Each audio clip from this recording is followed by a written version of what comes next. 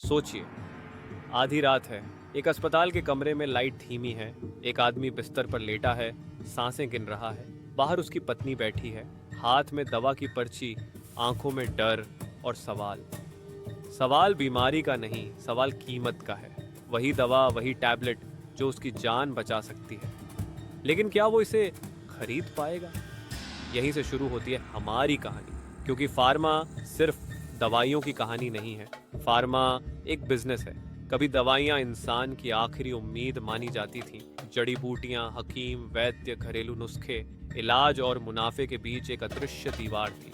लेकिन वक्त बदला, विज्ञान आगे बढ़ा, लैब बनी, केमिकल बने, पेटेंट बने, और उसी के साथ इलाज का मतलब भी बदल गया। आज एक ही सवाल हर बीमारी के साथ पैदा होता है, इलाज मिलेगा या इलाज खरीदा जाएगा?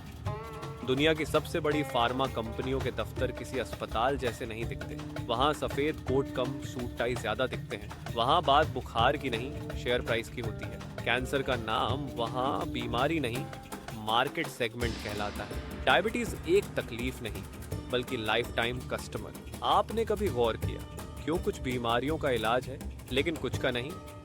क्यों कुछ दवाइयाँ हर साल महंगी होती जाती हैं जबकि उनका फार्मूला वही रहता है? क्योंकि फार्मा की दुनिया में सबसे कीमती चीज दवा नहीं, पेटेंट है। एक नई दवा बनाने में सालों लगते हैं, हजारों टेस्ट, लाखों डॉलर और ढेर सारी असफलताएं। फार्मा कंपनियां कहती हैं हम रिसर्च पर खर्च करते हैं इसलिए दवाइयां महंगी हैं। ये बात आधी सच है। सच ये भी है कि एक बार दवा मार्केट में आ जाए तो उसकी कीमत उसकी लागत से नहीं, उसके डर से तय होती है। अगर दवा जान बचाती है तो कीमत भी जान जैसी हो जाती है। एक दिलचस्प बात सुनिए।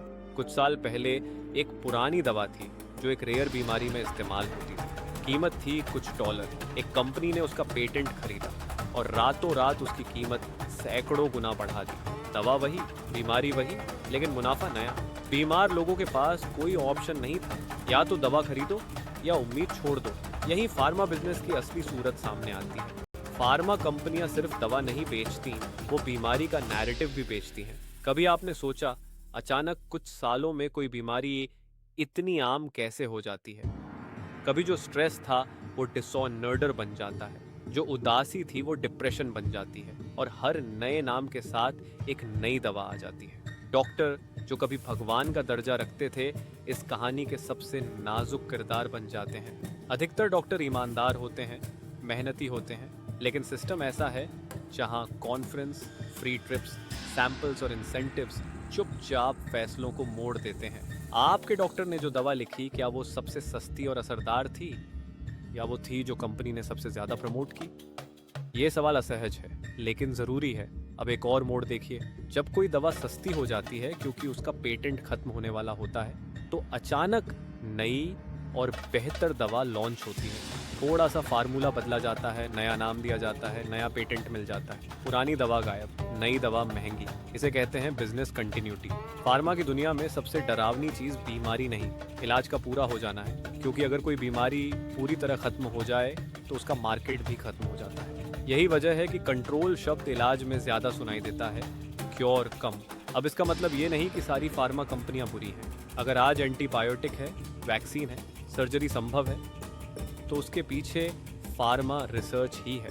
कोविड के समय दुनिया ने देखा दवा और वैक्सीन कैसे जान बचा सकती है, लेकिन उसी दौर में ये भी देखा गया कौन सी वैक्सीन पहले पहुंचेगी, किस देश को मिलेगी, किस कीमत पर मिलेगी। बीमारी ग्लोबल थी, लेकिन बिजनेस ने बॉर्डर नहीं छोड़े। आखिर में सवाल यही बचता है, क्या सेहत एक अधिकार है या एक प्रोडक्ट? जब तक इंसान बीमार होगा, फार्मा चलता रहेगा। जब तक डर रहेगा, दवाइयां बिकती रहेंगी, और जब तक इलाज मुनाफे से जुड़ा रहेगा, फार्मा एक बिजनेस ही रहेगा। लेकिन शायद जागरूक मरीज, सवाल पूछता समाज और जिम्मेदार सिस्टम इस कहानी का अगला चैप्टर बदल सकता है। क्योंकि सेहत अगर सिर्फ अमीरों की चीज बन गई तो बीमारी सबसे बड़ा बिजनेस बन जाएगी। अगर आपको यह जानकारी उपयोगी लगे तो कृपया इस वीडियो को लाइक करें, सब्सक्राइब करें और अपने दोस्तों और के साथ,